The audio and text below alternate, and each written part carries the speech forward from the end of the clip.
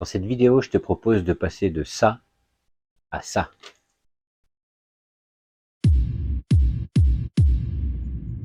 Salut, c'est Sylvain, on se retrouve dans cette vidéo pour parler de câbles USB et câbles USB magnétiques. Donc ce sont des câbles Mactan, la marque Mactan qui m'a contacté pour vous proposer de découvrir ces câbles qui se rangent de manière magnétique en s'enroulant comme ça.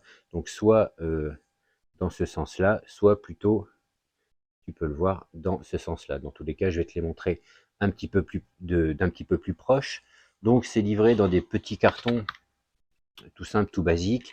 Et chez Mactan, donc il y a différentes longueurs, donc 1 mètre et 1 mètre 50, différents coloris. Ici le silver, ici le bleu, et il y a également des noirs. On a de l'USB-A vers de l'USB-C, de l'USB-A vers du Lightning, de l'USB-C vers de l'USB-C, USB-C vers Lightning. Enfin, il y a un petit peu toutes les déclinaisons. Et dans chaque déclinaison, les câbles se rangent au choix, donc soit comme ça, soit comme ça. Donc, je vais te les montrer de plus près, tu vas vite comprendre. Si tu n'as pas capté, là, tu vois que là, il s'entoure sur lui-même dans ce sens-là, et là, eh bien, c'est l'inverse, il s'entoure sur lui-même en se décalant sur le côté. Donc, comme tu l'auras compris, le gros avantage de ces câbles qui sont aimantés, en fait, c'est le rangement. Comme tu peux le voir ici, c'est pas facile à hauteur, mais voilà, les câbles sont magnétiques, donc à la fois ni trop peu magnétiques, et ça permet de les ranger facilement, et ils se tiennent comme ça dans un sac. Tu vois, là, hop, ça s'est lâché, il y a un peu de ballon. Ils se tiennent à peu près facilement dans un sac, et c'est surtout l'avantage de ces câbles-là, donc tu l'auras compris, une facilité de rangement. Ces deux modèles-là sont censés délivrer jusque 3 ampères. On va se faire un petit essai. On va voir ce que ça donne. En termes de rangement, alors, comme tu l'as vu, donc là, le câble, il est défait. Je vais le défaire complètement. Tu seras obligé quand même de passer toujours par l'étape enroulage, hein. Il ne va pas s'enrouler de lui-même tout seul. Il va falloir quand même que tu l'enroules, tu vois, en prenant soin de le vriller sur lui-même pour que il se tienne et se magnétise. Il s'enroulera pas de lui-même. Tu vois, celui-ci c'est pareil. Si je le défais complètement, ben, voilà, je vais le mettre bien lisse. Voilà, il va quand même falloir que tu passes par l'étape, je l'enroule correctement.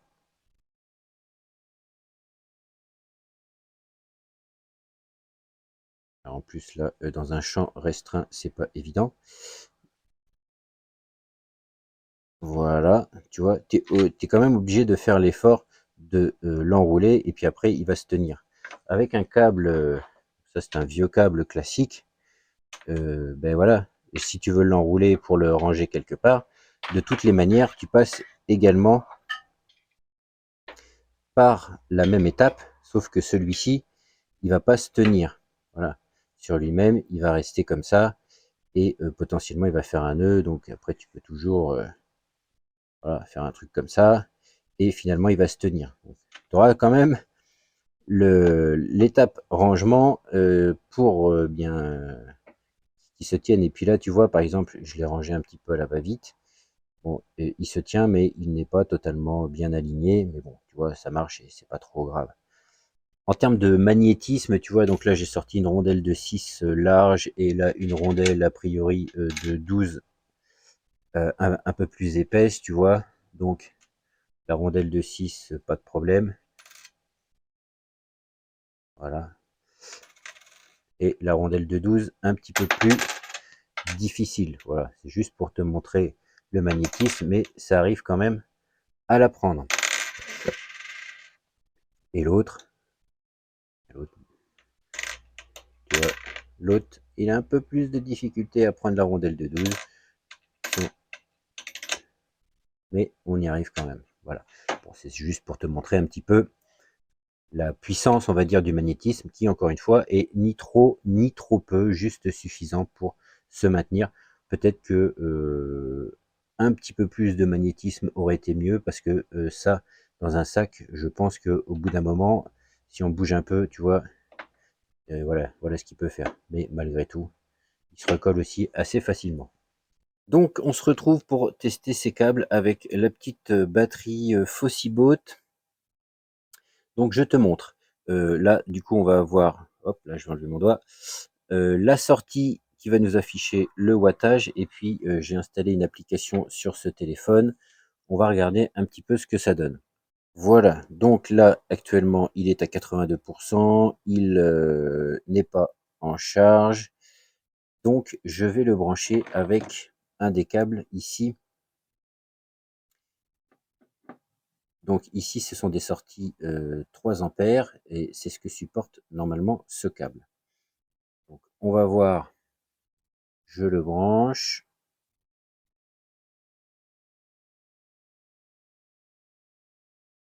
Donc ça me dit charge rapide. Ici tu peux voir 9 watts. Et là, courant de charge 1828, donc 1,8 milliampères. Alors, peut-être qu'il ne monte pas à 3 ampères parce qu'on est déjà à 82% de la batterie, donc il n'est pas, on va dire, à pleine puissance. Malgré ça, on va brancher un câble dont j'ai la certitude qu'il sort ce qu'il faut, et on va voir si on a une différence. Donc là, on a toujours 9 watts. Et là, on est à 1482, 1600 en courant de charge. Donc 1 ampère 7. Voilà. 1 ampère 9 de charge. Donc globalement, on n'est pas trop mal. Je ne sais pas si tu as eu le temps de voir, mais quand j'ai débranché le premier câble de chez Mactan, on était aussi monté à 1 ampère 9. Donc je branche l'autre câble.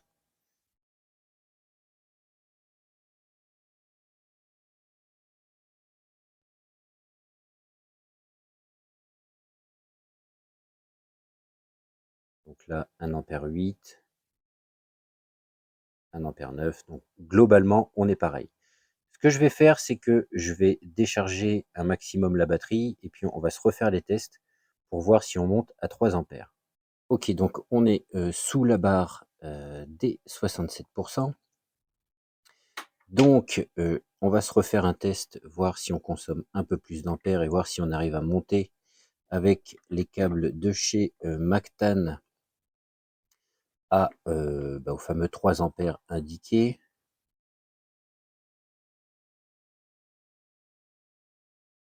J'allume la sortie DC. Donc là, ça nous met charge rapide. Alors, je vais essayer. Voilà. 1 ampère 7.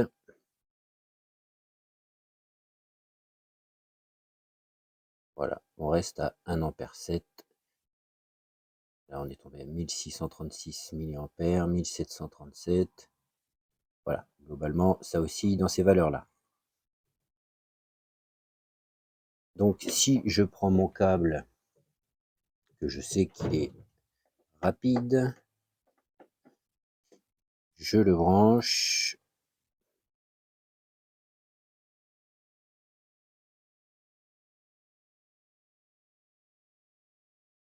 Voyons voir.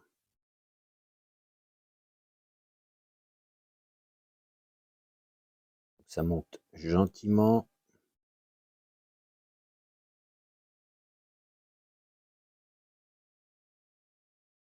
Voilà. Bon, globalement, on n'a pas énormément de différence. Ce que l'on va faire, donc je vais garder ce câble, et cette fois-ci, je vais brancher sur un chargeur 67 watts.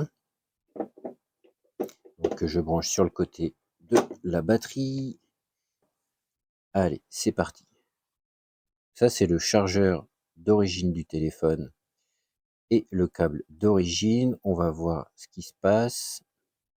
Bon, là déjà, 4 ampères, 5 ampères,3. Voilà, ça redescend.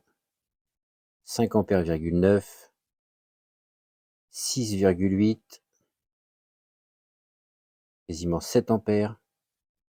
Voilà, on vient de passer la barre des 7 ampères. Voilà, donc je pense que ça va se stabiliser dans ces eaux-là, visiblement. On va dire entre 6,5 et 7 ampères. Donc, on va faire le test avec les câbles Mactan. Donc, eux, ils sont censés aller jusque 3 ampères. Donc, on va voir si ça monte à 3 ampères.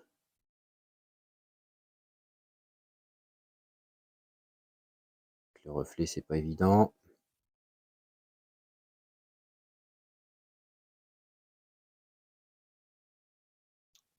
Visiblement non. Voilà, on a aussi, il y a 1 ampère 6, 1 ampère 7.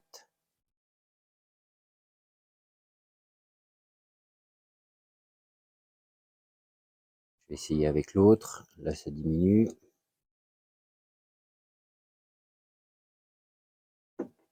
Hop.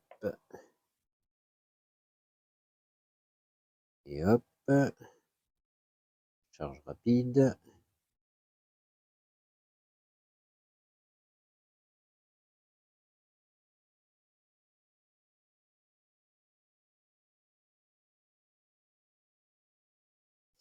Et voilà, hein, on est à la moitié de ce qui est indiqué sur le câble. Alors peut-être qu'il y a des paramètres que je ne prends pas en compte, mais c'est pas fou. Donc en conclusion, quoi penser de ces câbles-là? Chose que je n'ai pas dite, c'est le prix et ça va agir dans mon avis et dans ma conclusion.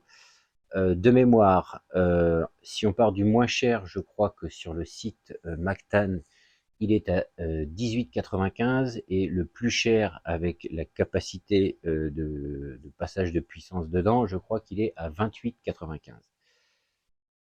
Donc, si on prend, on va dire, les avantages de ce câble magnétique et l'inconvénient qui pour moi est clairement le prix, si tu me demandes si j'aurais acheté ces câbles, clairement je t'aurais dit non. Voilà. Juste, pour moi, c'est une barrière un peu psychologique, mettre plus de, on va dire, 10 balles dans un câble USB, non.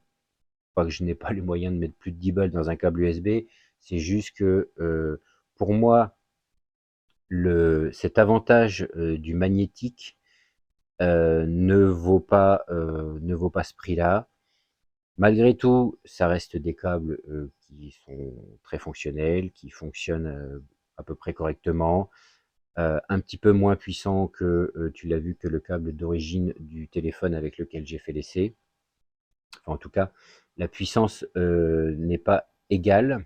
Dans tous les cas, si ces câbles vous intéressent, je vous mettrai le lien donc du site Mactan et un code promo de 10%, il me semble, en description.